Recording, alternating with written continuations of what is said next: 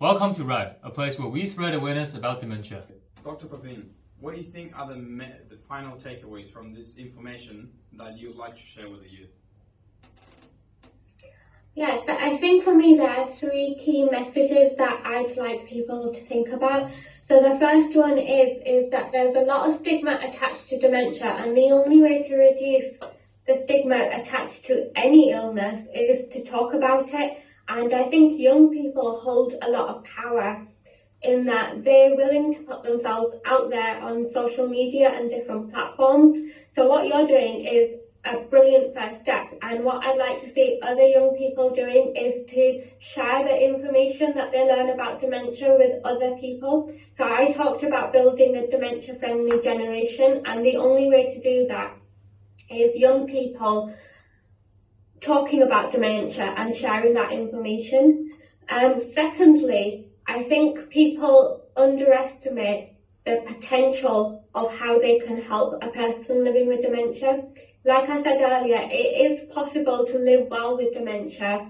It's not the end of the world if you're diagnosed with dementia, and there's lots of little things you as young people can do to support a grandparent maybe living with dementia. Some of you might even have parents living with dementia, because it's possible to have a type of dementia called young onset dementia, where people in their 40s and 50s are diagnosed with dementia. And there's a lot you can do to support family members living with dementia. So you can do activities with them. So doing reminiscence work, so looking through old photos, maybe listening to music that the person likes, doing jigsaws, board games, watching favourite TV shows, but discussing those TV shows with them as well. You could put pictures around the house. So for example, if they get lost around the house, you can put a picture of the toilet on the bathroom door. There's so many little things that you can do within the home that could help a person to live well with dementia. So there's a lot of potential things that you as an individual that you can do. And finally, and I think this is probably the most important, is that a person living with dementia is still a person, and you should never let the diagnosis overshadow that person being a person. So I'll give you an example.